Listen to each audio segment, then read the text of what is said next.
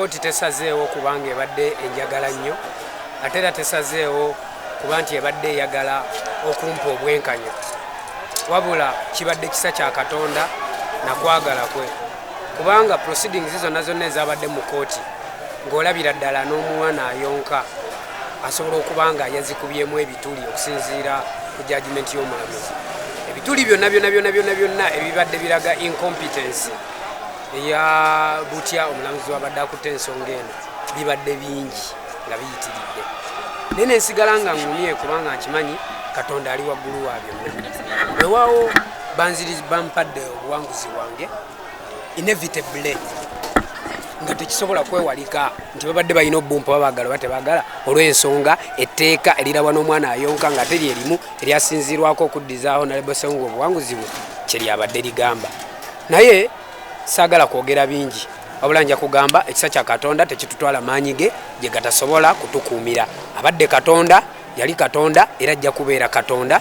N'ekirooto kyange ye yamanya lwaki yakimpa nga nkyali mwana muto ate nenkiwa ne deadline 226 nga nkyali mwana muto. Kitegeeza nti balwanagana ne kye batamanyi nange kennyini nga sikimanyi wabula nze ntuukiriza kituukirize because I take myself as an act of a script that I didn't write for myself which was written by the Most High. Buli kimu kyonna kyonna abalwana nakyo they are not fighting with me, they were fighting with God. Kubanga nange ntambula olugendo lw'essaatandika wabula Katonda yalutandika munze nga nkyali mwana muto. Bwe nzijukira bwe nali nfaanana mu 2017 ku mukutu gwange ogwa Facebook on 21st October nengenda nenteekayo nti bamulanga Kisempija ne Leo Marumawiya mwetereze kwa 2026 nzija oluvannyuma lw'okubanga baali bakutte ku constitution ya Uganda. Ekyo nekigenda ku record naye wali nkujjukiza kiri tekyali ku record 2026 ne 2017 nekigenda ku record Facebook page yange.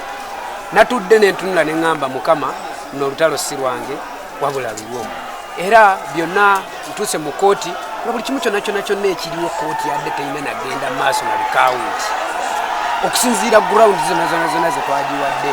Nentula bwe nti neŋŋamba nga there was nothing, totally nothing left for me. Neŋŋamba anyway Mukama ye gwamanya olugendo lwange bw'obanga walutegeka 2026 walina ensonga lwaki walumpa nga nkyali muto noba tewalutegeka era still nja kukkiriza n'ekyo ekinaba kivuddeyo. Nenzira maaso g'amawulire neŋŋamba singa applicant tayina kye yateekayo mu box nsaba baddemu bamubale bw'abanga yawangula atwala obuwanguzi bwe mateeka ne bw'abanga yalina kye yateekamu nsaba Mukama ointerveninge and you frustrate everything kubanga naye yennyini bw'abanga yawangula yabadde yeetaaga obwenkanya bwe mbanga saawangula kubanga it is abalonzi abaalonda tugenda na majority ne baba yansingako akalulu kamu yandibadde akola kyalangi. Neŋŋamba kati bigenze mu maaso mu mikono gya Katonda kubanga ekkooti ez'oku nsi z'abantu nange ng'omuntu nkoze kyenkoze ate ne bye bakoze gye sibadde sibimanyiiko ate era sibinaako buyinza ne mbirekera Katonda. Ne bafulumya box ne bafulumya bwentu nga ninze babale. To my surprise box emu nga nkutufu neŋŋamba ekitegeeza essala yange Katonda yagirabye ng'oliweyo kye babadde baakukusa kubanga enjovu tebagibbira mu kutiya era wonna woogiyisa bagiraba nti eyo njovu ate ente tebagivugira kagaali oba onoogiyisaawa. Kitegeeza nti ekituufu kisigala kituufu n'ekikyamu kisigala kikyamu regardless ani akikoze. Nze mbadde mu mativu nakyo nekyandivuddeyo nga kibadde mu mazima na bwenkanya. Weewaawo ono applicant agambye nti addayo mu kooti still era nayo nja kumumeggerayo. I just want to tell him that he's fighting with what he doesn't know.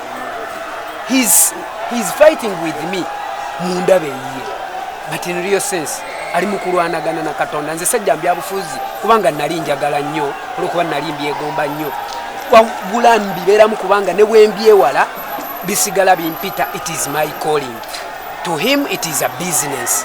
Guno mulimu kyemuva mulaba afiirawo era asigala agamba ajja kukola ki ajja kweyongerayo ne yonna gy'anaagenda ekkooti eya Katonda yeesinga okubeera nga yeeramuza obwenkanya. Kyova olaba nze nsigala ŋŋamba oli munene nnyo Katonda, oli munene nnyo Katonda, oli munene nnyo Katonda. Yali Katonda ye Katonda ajja kubeera Katonda era alibeeranga Katonda. Neyo yonna nze nsaba Mukama ekintu kimu. Mukama oba omanyi nti ndi ku mazima. Yerulayo ekkubo yonna gy'anaagenda. Newe mba siri ku mazima ekkubo liggala ate oggula eriri. Bw'abanga ali ku bulyake ng'ali kumpanya Mukama n'ekkubo lye liteekemu ekizikiza eryanga olitangaaze, kubanga ffe twagala abantu bo Mukama bano be watonda babeere nga bafuna okukiikirirwa n'okuteesezebwa okutuufu okuva eri omukulembeze omutuufu bwe balonda. Oli mu miti kigenderwa kyali ki mu kaseera? Akavidiyo akalabwa nga ndi mu miti natuuka wano ng'amagye mangi geetooloddewo nga bakuuma waaliwo likawunti ya Sewungu ne Sema ne batugaana okuyingira, naye nga njagala ndaba ekiri munda kifaanana kitya. Ne nnoonya era ng'omuntu mugezigezi nalina okunoonya ekiri okumpi, ne ngenda ne mpalampa omuti nsobole okulengerayo. Era omuti ogumu natuukanga era waliwo emiti eginsiikiriza ng'ate wenjirinnyako abasirikale baba bandaba ne ndaba bye nalaba, naye ng'enamba puleeti z'emmotoka ezaalimu nali siziraba. Ne ngenda ku muti omulala we nali nsobola okulaba ekigenda maaso munda, kyekyali ekigendererwa kyange nti nga tewabaawo kintu kyonna kyonna kiyingizibwamu muntu yenna. I can't say that I'm happy with what the court has decided, because even in the beginning of everything it was clear that they never wanted to give me justice. It is natural justice that has prevailed itself, and we found that the suits were broken. First of all, the proceedings would not lead us here into the recount, and everything that happened in court was clear that we wouldn't reach at this stage.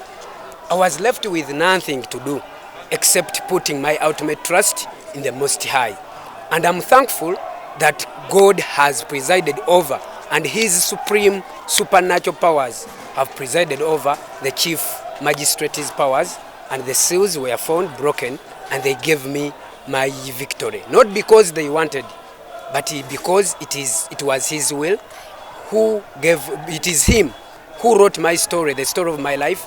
The dream that I got as early as 2006 is already a reality as per 2026. There is a reason as to why He made me say 2026 when I was in P7, and He has made it come true. So they are fighting with what they don't know, and even myself, I don't know it. I'm just there as an act of a script that I did not write for myself, but it was written by the Most High. Thank you.